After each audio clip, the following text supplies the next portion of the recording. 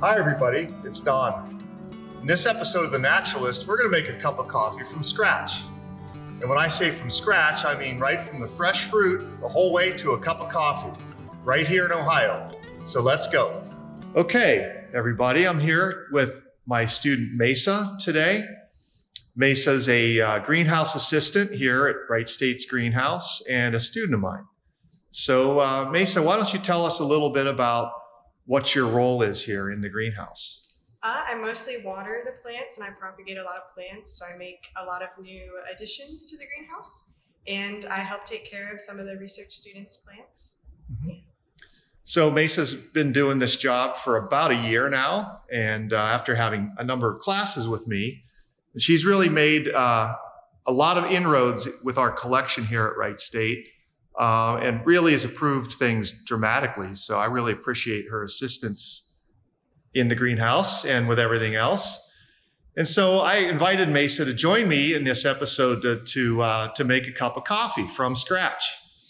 And so what we're talking about here and what you see in front of us is a coffee tree, a coffee plant with ripe coffee fruits. Now, these fruits are at the point where they are ready to be harvested. And so what we are going to do is harvest them and go through the process of making a cup of coffee from these fruits as a starting point. So Mesa, why don't you go ahead and start to harvest those, basically pick them by hand just like they do in a coffee orchard. And I'll tell you a little bit more about coffee as we go. So this is a plant, by the way, that I acquired last summer. Probably in late June, maybe early July. And this is Coffea arabica, which is known as Arabica coffee most commonly. And it's the most common species of coffee that's grown for human consumption. It makes up about 60% of the coffee that's grown worldwide for human consumption. And the other is what's known as Coffea canephora, which is Robusta coffee, which is a darker, more robust, as the name suggests, kind of form of coffee. It's a little less popular. It makes up about 30% or so of the coffee consumed worldwide.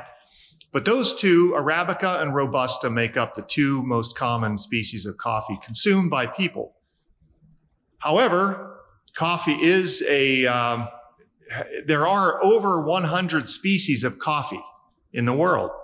And a lot of them are used for human consumption, but a lot aren't. They're really interesting. They range in size and color of their fruits. They also range in their caffeine content. So some of these species of coffee are caffeine free. You could make naturally decaf coffee from them.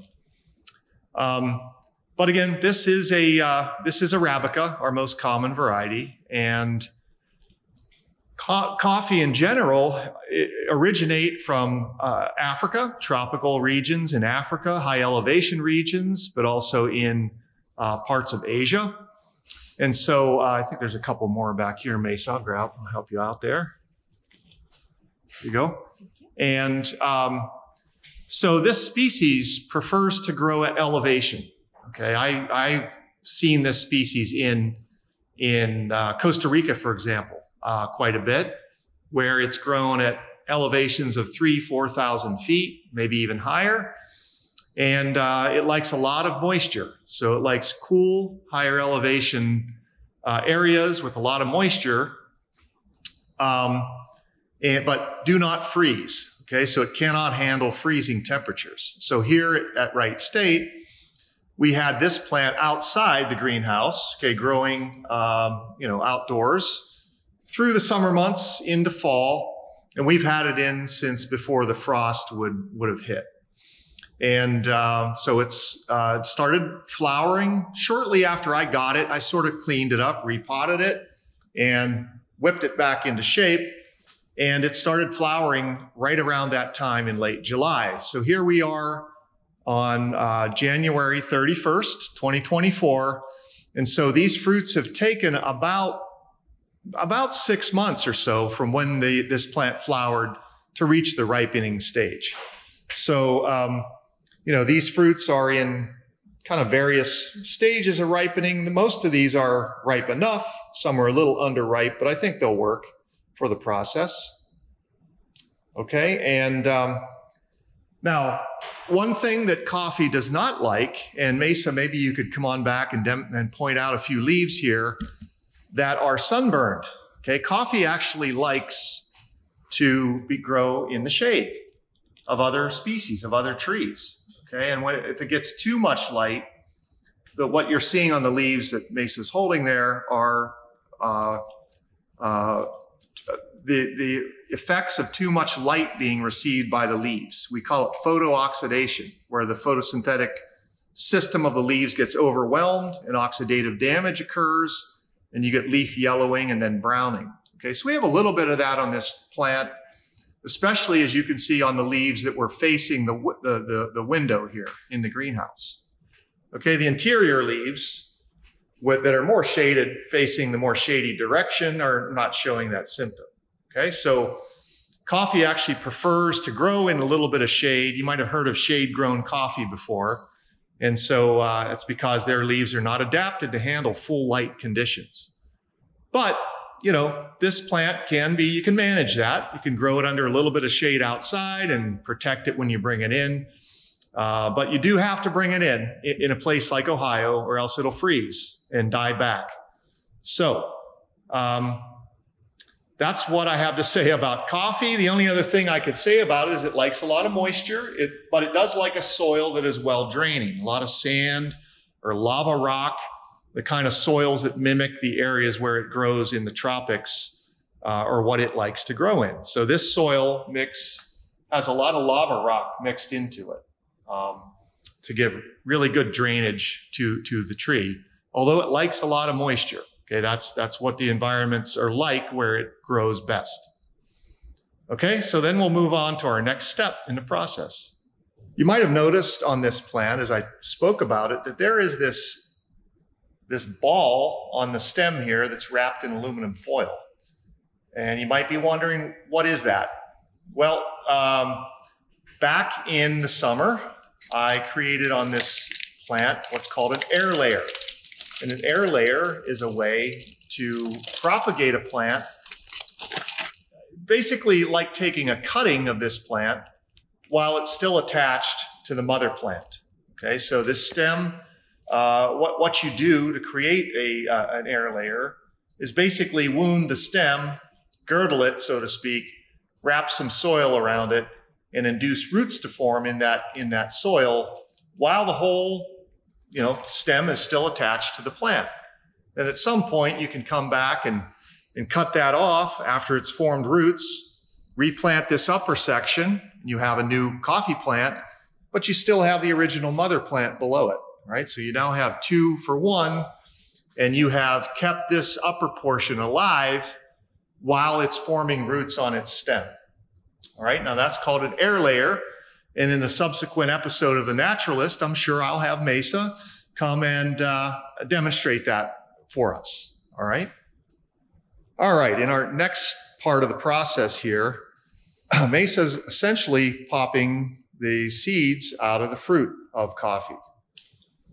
So first of all, we commonly call those seeds beans, but coffee is not in the bean family at all. So that's kind of a misnomer. And moreover, those fruits are commonly called cherries. And this plant is also not closely related to cherries. So, but that's the common parlance: coffee cherries and coffee beans. All right, now, as you can see, this is just when you do this DIY style, you more or less just have to pop these things out by hand. There are more mechanized ways to do this. At higher volumes, of course. You're not doing this at a coffee plantation. Whoops, you're fired, basically. You lost one. So it's tough to pick up because these beans are actually kind of slimy. They have a covering on them that we will also have to remove in a subsequent step. So as Mesa's popping the cherries open and getting those beans out, those beans have a coating on them that at this point is very slimy. but you have to kind of dry the bean to get that to flake off. Okay, and that's called parchment. And we'll do that in a subsequent step. But in this process, you can see that most of these cherries, you're getting 2 beans out, right, Mesa, mostly? The first one I had 3. Oh, 3. Okay, Awesome. so But mostly 2. yes, that's exactly what you tend to see with coffee is they bake 2 to 3 beans, occasionally some singles, and also that sometimes there are species that make fruits that have primarily 1 seed in the fruit. Okay. Now, this fruit material, you don't hear that much about when you talk about coffee or coffee production. But this fruit, the skin with a little bit of fruit material inside of it is called cascara, all right, which is more or less a Spanish word for skin or coating type thing. And this material is actually the first thing that humans consumed from coffee plants. These skins, which if you were to pop them in your mouth, have a slight sweet flavor. There's sugars in there, right? They're trying to attract seed dispersers with these fruits. Very colorful, right? That's why they have those colors and those flavors. But there's a slight sweetness to it and some astringency. It kind of does have a little bit of a cherry flavor, actually. But you can make a tea out of these. That's mostly how this would have been consumed, is to dry these skins and make a tea, cascara tea. And so we will also do that in a subsequent segment and try that out. Now, this fruit actually contains a little bit of caffeine. So not nearly the concentration of caffeine that's in those beans, but it does have a little bit of caffeine. So this would give you kind of probably a green tea kind of level of caffeine, the cascara tea.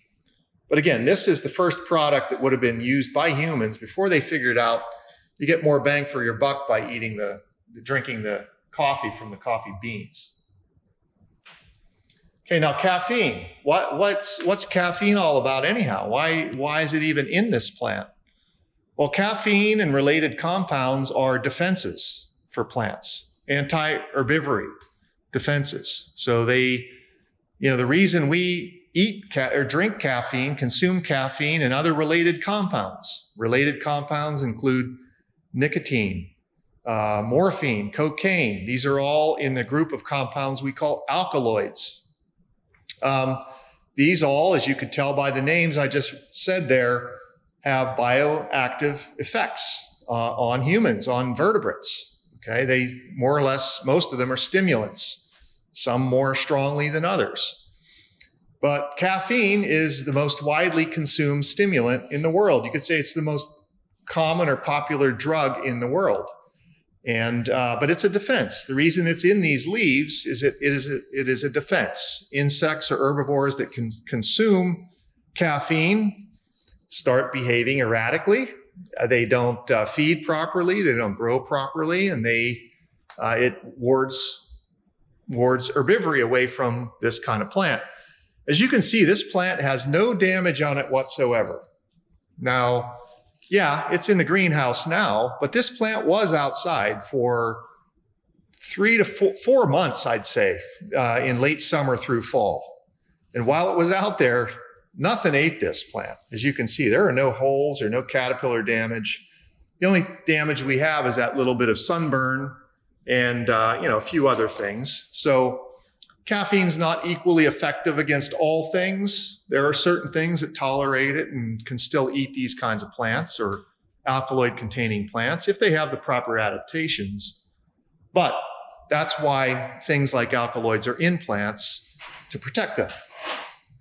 All right, so Mesa's completed her job, and we have, I think I had counted roughly 30 cherries that were ready to go here on this plant, which means we have about 60 beans there, and we'll take those through the next process of drying and then eventually roasting on our way to making a cup of coffees from scratch. So thanks a lot, Mesa. Okay, as we've been working here, we've been noticing that part of the thing you look for when you drink a cup of coffee and try to sense is the aroma. And, there's a subtle aroma here, but how would you describe it, Mesa? It doesn't smell like coffee really at all, like maybe a little bit. And it mostly kind of smells like subtly like a vegetable and maybe like a squash or something like that, but not really at all like coffee. Okay. What about the beans? Do they have any detectable odor at this point? A little bit more strong on the like weird vegetable smell, but nothing like coffee. But not the typical, right. So obviously at this point, these aren't giving off our, those things we like. That really doesn't arise until these things get roasted. So we will look for that in the future. On coffee plants, the places where flowers develop and the fruits subsequently develop is primarily on the young growth, new growth. Okay, so if you see where these fruits are positioned on the branch that Mesa's holding there, it's on the end of this branch in last year's new growth. This would have been new growth last year. And so in coffee production, coffee plants are pruned readily, pruned routinely, cutting them back, sometimes the whole way back to a stump, where they then just basically let the stump regrow from the base, new shoots, where new flowers and fruits will be formed. And so Mesa, do you want to point out where we have some new foliage starting? Yeah, so all this nice, bright, shiny foliage at the end of branches. This has just been growing now for the last couple of weeks. So it's putting out new foliage. And you can see the ends of every branch here has young baby leaves coming off. The end of that shoot is where the flowers will happen or will occur this coming season.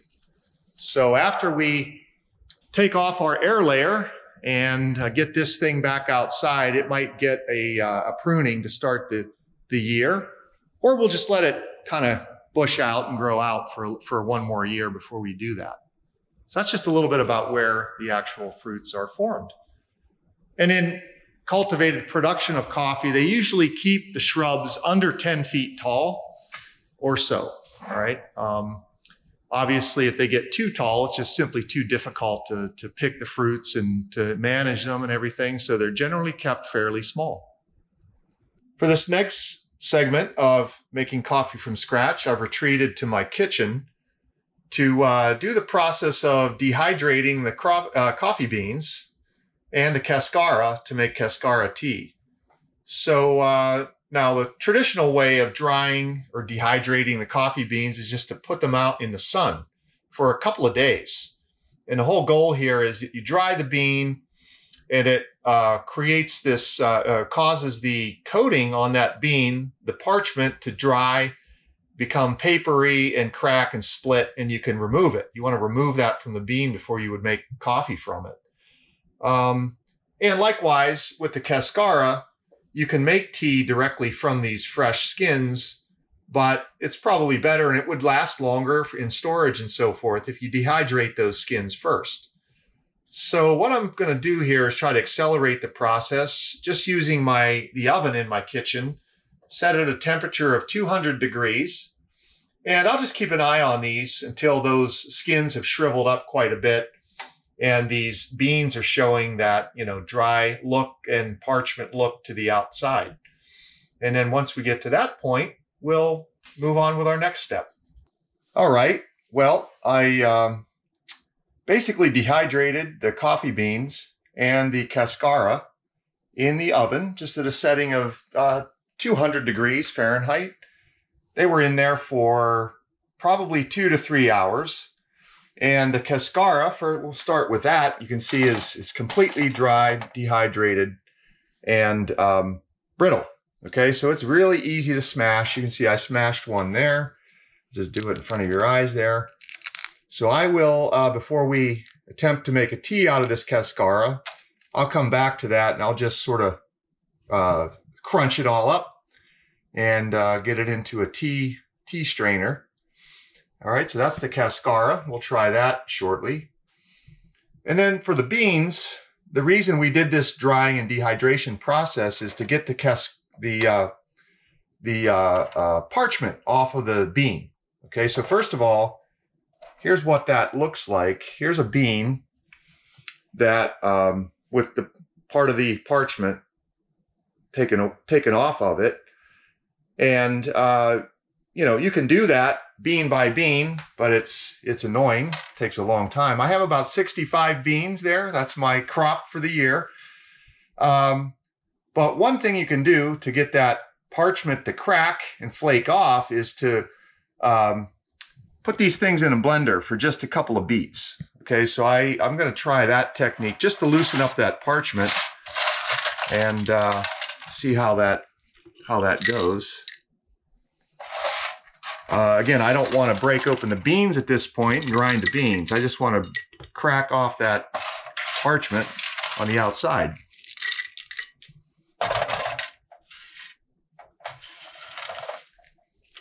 Okay. All right. All right, so there they are. Wow, what a crop. So let's do a little, put the lid on. Do just a little pulse here with the stir setting.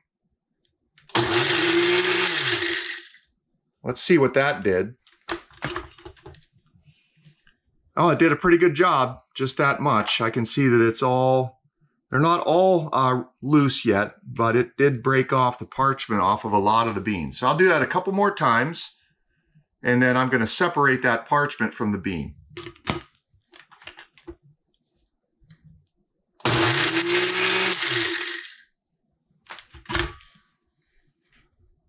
That's probably pretty good. I might do that one more time. And then when I come back, I'll have the beans separated from the parchment. At that point, you just use a process called winnowing, which you use in the production of a lot of grain crops. And it's just separating the chaff from the grain, or in this case, the parchment from the bean. You can use a little air, a fan, a hair dryer, kind of put it in a colander or something and just blow off that parchment. Okay, so I'll just use that technique. I'm not going to demonstrate it, but I'll come back to you with the clean beans and some crushed cascara, and then we'll move on to our next step of actually brewing this stuff and seeing how it tastes. All right, at this point, I've crushed up the cascara just loosely, just with my hands, and we will soon steep that and make a tea out of that cascara tea. Again, that seed coat, that fruit covering, as you noticed yesterday, when we harvested it, it was very red. It's kind of lost that reddish. It's more dull red now. But that would be filled with antioxidants, things like anthocyanins and flavonoids and so forth, which are common in fruits, which is the kinds of things we get out of tea and coffee, beneficial things. And I suspect that this cascara tea is going to be very much rich in those sorts of antioxidants, polyphenolics, and but a little bit of caffeine as well, as I said. So we'll see how that turns out here shortly. But then what I've also started here is the process of just roasting the beans. And,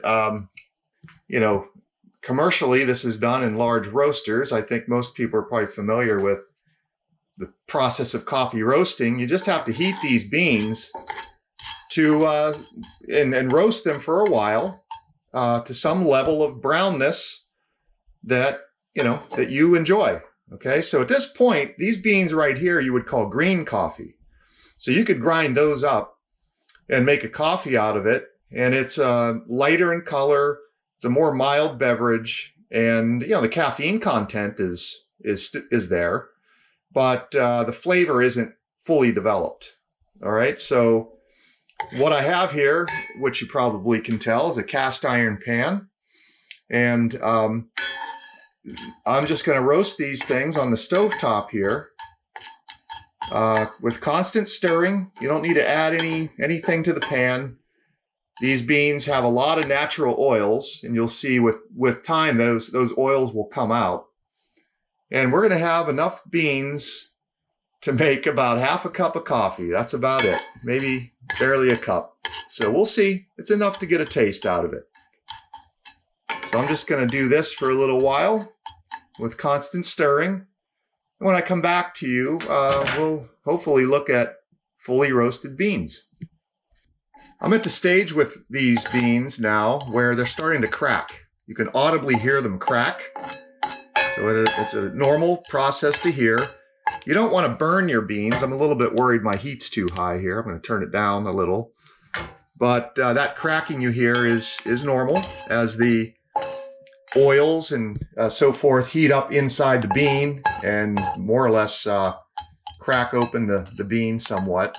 So that's what I'm hearing. Probably won't hear it on the video necessarily, but get a little bit of smoke. I'm going to turn the heat down some more here and keep going. Well, I've completed the task of roasting the beans. So they are quite dark. I expect this to be a quite dark brew, which is fortunate. I like dark roast coffee. And what I'm going to do next is just, use this trusty, dusty coffee grinder, grind those beans, and we'll see what we get.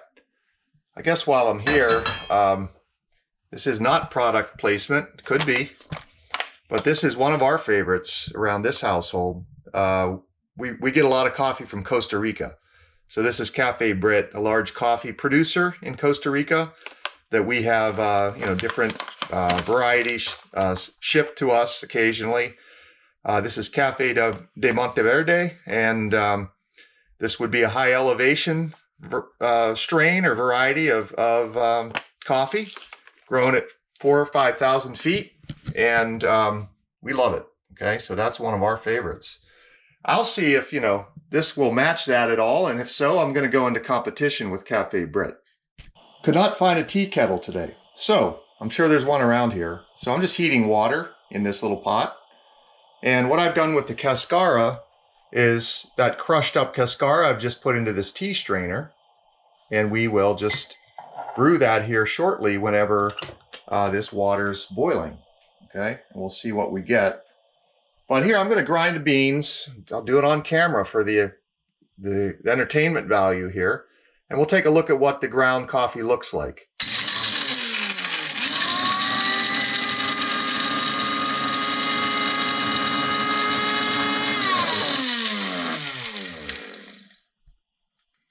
Won't be much, but looks good.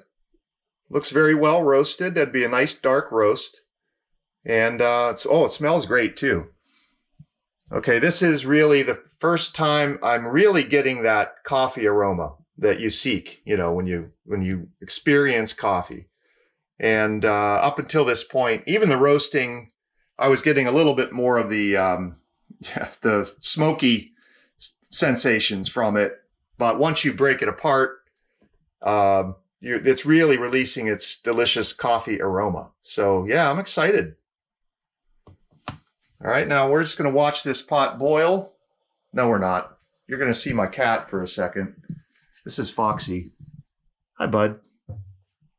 Hi, buddy. This is my companion. I'll probably feature him in an episode, maybe.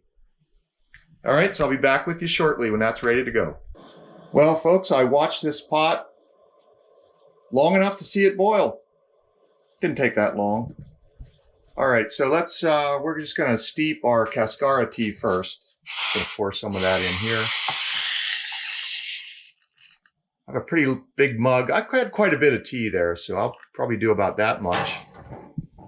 And I'm going to end up using this same tea strainer for the coffee because I have so little coffee.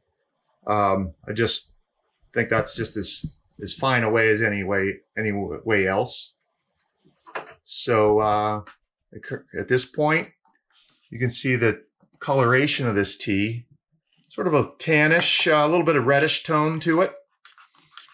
Again, I suspect this will be a very rich tea in antioxidants, and I would suspect some sweetness to it, some natural sweetness that came from the residues of the fruit material in the skins. And we'll let that steep for a minute or two and give it a try. And I will then subsequently prepare the coffee from our coffee grains the same way. And then I'll join you when those things are ready. All right, here's our coffee grounds. I'll go back in the sun so you can see this. This literally is the first sun we've seen, I think, in about 2 weeks around here. So even though I'm inside, it's making things look nice. So I'm just using this tea strainer. I only have a tiny bit of coffee there, so just to show you, nice dark roast. And we'll steep that as well in this one.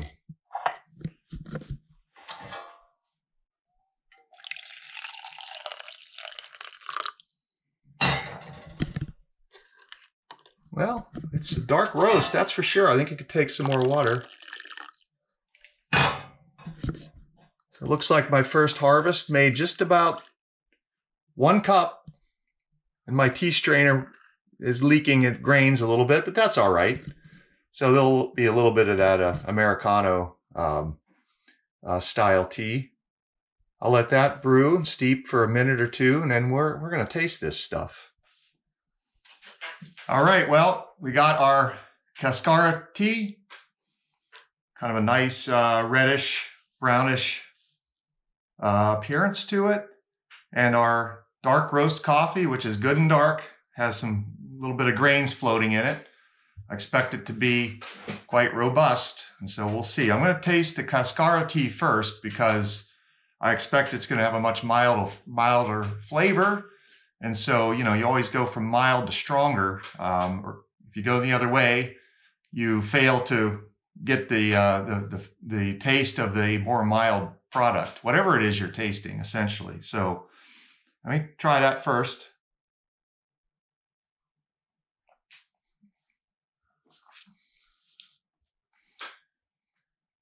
Okay, so that's interesting. I can't quite put it in context of any other flavor. It doesn't taste like coffee, I can tell you that. You know, that's just the fruit material. So it doesn't really have that coffee bean flavor to it at all. It has a little bit of sweetness to it. It's smooth, a very smooth taste. I'll try it again.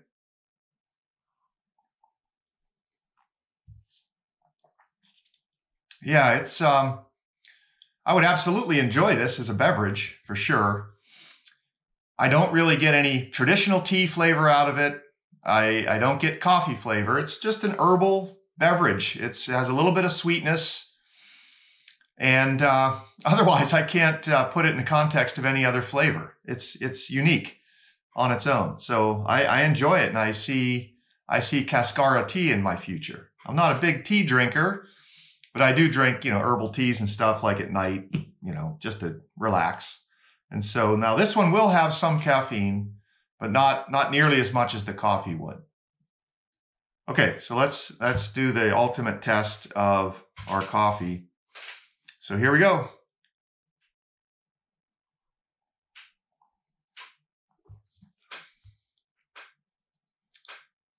Well, it works. I probably could have steeped it a little bit longer. I just sped up in the interest of time, and I have a few grains floating in there, but that's okay. But hey, it's quite good. This is a dark roast, and the only thing, and I probably did this a little bit wrong, is I think I got my cast iron skillet heated up too hot at the beginning. It has a little bit of a smoky taste to it that I think with a slower roasting process you wouldn't get. But it works. It does the trick, and it tastes pretty good. Okay, I'm not quite sure I'm ready to give Cafe Brit a run for their money yet, but it's pretty good. So the entire first year's crop ends up in 1 cup. So we will see what happens next year. And again, we're going to make two coffee plants out of the one that I showed you earlier in this episode. So, you know, you got to start somewhere, and 1 cup will do for this year. So I hope you enjoyed this episode devoted to making coffee from scratch, the whole way from scratch, here in Ohio, of all places. So I'll see you next time. Take care.